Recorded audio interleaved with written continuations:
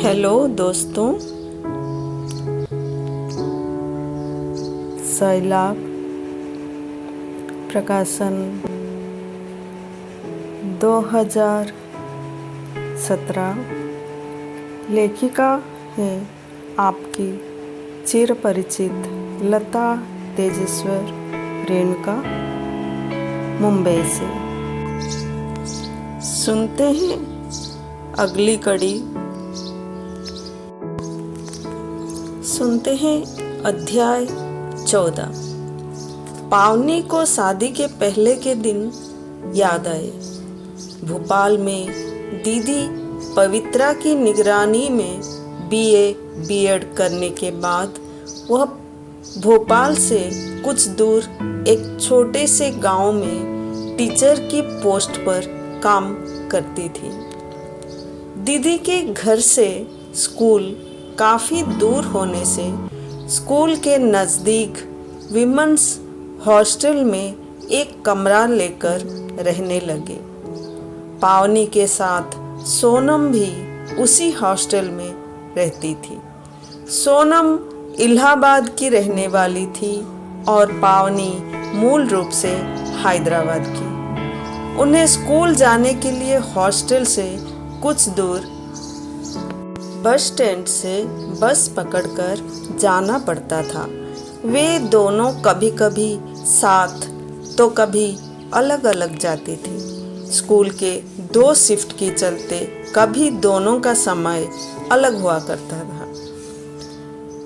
19-30 साल का एक आदमी भी रोज उसी बस में चढ़ता जिसमें पावनी स्कूल जाती थी और पावनी के स्कूल के बाहर उसके साथ ही उतर जाता। वहीं पावनी के स्कूल के अंदर जाने तक इंतज़ार करता। 1-2 हफ्ते बीत गए लेकिन उसने पीछा नहीं छोड़ा। जब भी पावनी गुस्से से देखती वह मुस्कुरा देता। वह हर रोज़ उसी बस के लिए इंतज़ार करता रहता और जैसे ही पावनी बस स्टॉप पर आती मुस्कुराकर रास्ता छोड़ देता था।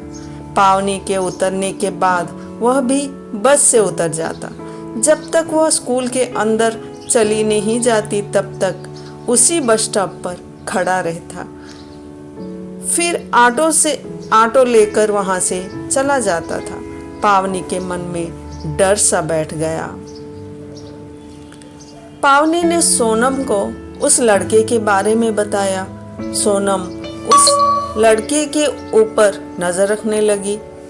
उसे भी शक होना ही था। एक दिन दोनों ने मिलकर स्कूल के पास पहुंचते ही उसे घेर लिया। क्या बात है, आपको कोई प्रॉब्लम है क्या? क्यों आप रोज रोज मेरी सहेली का पीछा करते हो? सोनम ने उसके सामने खड़े होकर पूछा। मैं? उसने आश्चर्यचकित होकर पूछा। मैं क्यों आपकी सहेली का पीछा करने लगा?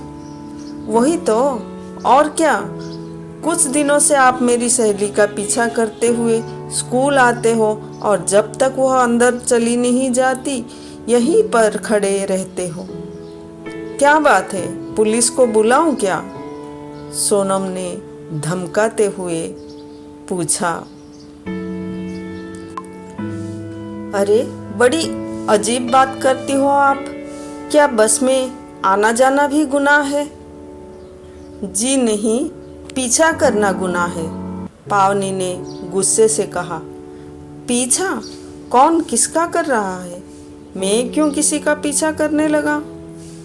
हाँ, रोज आप मेरे पीछे बस में आते हैं, मेरा पीछा करते हैं।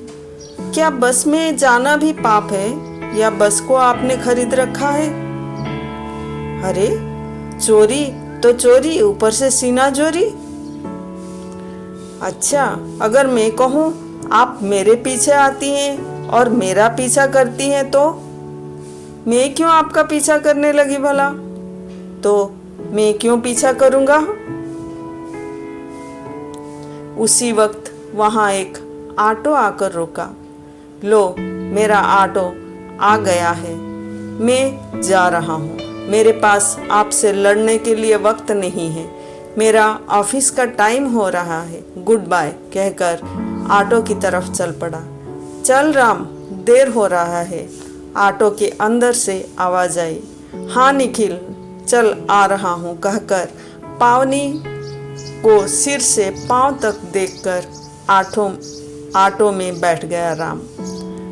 राम, कुछ प्रॉब्लम है क्या?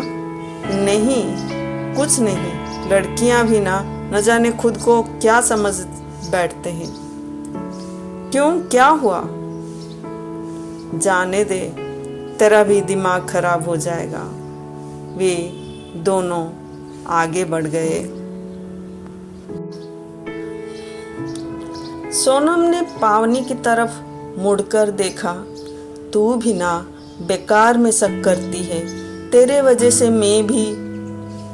मुझे क्या पता था वह भी यहाँ ऑटो के लिए इंतजार करता है। मुझे तो यही लगा कि वह मेरा पीछा कर रहा है। तू ना लोगों को शक की नज़र से देखना बंद कर। अब चल, बेचारे का अच्छा खासा तमाशा बना दिया। कल से वह तेरी बस में नहीं चढ़ेगा। सॉरी, पावनी ने सिर झुकाकर कहा। मुझे नहीं, उसको सॉरी बोलना चाहिए जिसे हमने बहुत बुरा भला सुना दिया। बेचारा। देख, इन मर्दों को बेचारा मत बोल। ये कोई बेचारा नहीं होते, चांस मिला तो हाथ पकड़ेंगे, नहीं तो मासूम सा चेहरा बनाकर बेचारा दिखेंगे। मैं किसी को सॉरी नहीं बोलने वाली। अब चल, स्कूल का टाइम हो रहा। पावनी खुद को गलत साबित करने से बचाती रही। दोनों स्कूल की ओर बढ़ गए। दूसरे दिन बस स्टॉप पर पावनी ने राम की राह देखी। उसे राम से माफ़ी मांगना था। कुछ दिन तक वह नज़र नहीं आया। पावनी बस स्टॉप पर राम का इंतज़ार करती, पर कोई पता नहीं। पावनी का मन पश्चाताप से भर गया। कहीं उसकी वजह से राम को अपना रास्ता बदलना तो नहीं पड़ा। एक हफ्ते बाद राम बस स्टॉप पर दूर खड़ा देखा। राम ने पावनी को देखकर सोचा, लड़कियों से दूर रहना ही ठीक है। पास जाओ तो इल्ज़ाम लगाने में माहिर है, न जाने क्या क्या सोच लेती हैं। पावनी को उन दिनों की मुलाकात जब भी याद आती है, ओठों पर एक मुस्कुराहट खिल जाती है। उस वक्त राम का रूठ कर दूर खड़े रहना उसकी नज़र में ऐसे बस गया कि राम की मुश्किलें देखकर पावनी को हंसी आ गई। पावनी ने राम के पास जाकर दोस्ती का हाथ बढ़ाया।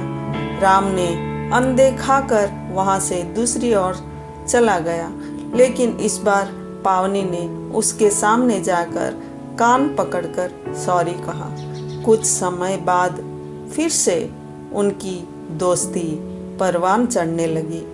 उन दोनों के बीच नज़दीकियाँ बढ़ने लगी और बात शादी तक आ पहुँची। दोनों अपने अपने परिवार को मनाने में कामयाब रहे और आखिरकार उन दोनों की शादी धूमधाम से हो गई। राम के घर वालों को पावनी के नौकरी करने पर ऐतराज था। कुछ साल तक किसी भी तरह घर वालों को मनाकर नौकरी जारी रखी, मगर सेजल के जन्म के बाद उसे नौकरी से इस्तीफा देना ही पड़ा। तब से वह एक गृहिणी बनकर घर संभालती आ रही है। पावनी श्याम की पूजा खत्म करके बाहर निकली। उसे शरीर को फिट रखने के लिए वॉक करने की आदत थी। उस दिन भी वह वॉक करने के बाद थक कर एक पेड़ के नीचे बेंच पर बैठ गई। उसी समय पावनी का मोबाइल बज उठा। सेजल का फोन था। पावनी ने सेजल का हालचाल पूछा। मैं ठीक हूँ और यहाँ सब ठीक है। कोई असुविधा तो नहीं है ना बेटा? अगर कभी कुछ भी सही ना लगे तो तुरंत बताना। मैं या तेरे पापा तेरे पास आ जाएंगे, हिचकिचाना मत। ठीक है माँ। तेरी सहेली पूनम कैसी है? हाँ माँ, वो भी ठीक है। कल उसका भाई आया था, इसलिए वो काफ़ी खुश भी है। अच्छा, तुम्हें कोई प्रॉब्लम तो नहीं है ना? नहीं, सब ठीक है माँ, कितनी बार पूछोगी? माँ हूँ ना बेटा, फिक्र तो होती रहती है। कह तो रही हूँ ना माँ, सब ठीक है, फिर भी पूछती हो। तू अभी नहीं समझेगी, जब तुम माँ बन जाएगी तब समझ में आएगा। ठीक है माँ, रखती हूँ, अपना ख्याल रखना। तुम भी। फोन कट गया। बेटी की सुरक्षा माँ की प्राथमिक चिंता होती है। समाज में लड़कियों का घूमना फिरना जैसे पाप हो गया है। क्या शहर क्या गांव, लड़कियों के साथ बहुत कुछ हो रहा है। बदलते समय के साथ बेटियों को शिक्षा भी जरूरत है, जिससे उन्हें आत्मविश्वास और धैर्य मिलता है। और अच्छी शिक्षा के लिए उन्हें बाहर भेजना पड़ता है। समाज में बढ़ती विसंगतियां हर घर में परेशानी का कारण बनी हुई है। मोबाइल पर दो बातें कर लेने से कुछ देर मन निश्चिंत हो जाता है। सोचते हुए फोन पर्स में रखकर उठने ही वाली थी, पीछे से कुछ आवाज सुनाई दी। पावनी पर्स लेकर खड़ी हुई, बेंच के पीछे झांक कर देखा, कुछ दिखाई नहीं दिया।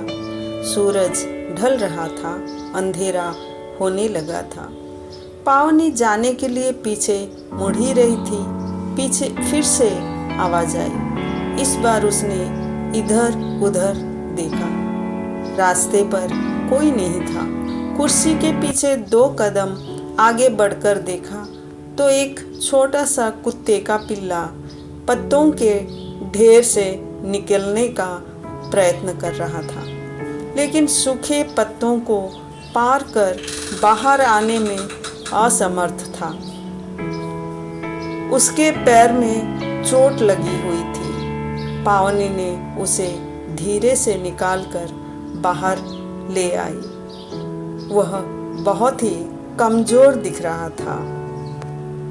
पावनी उसे साथ घर ले आई और पीने को दूध दिया। अच्छी तरह से पैर को मरहम पट्टी करा दी।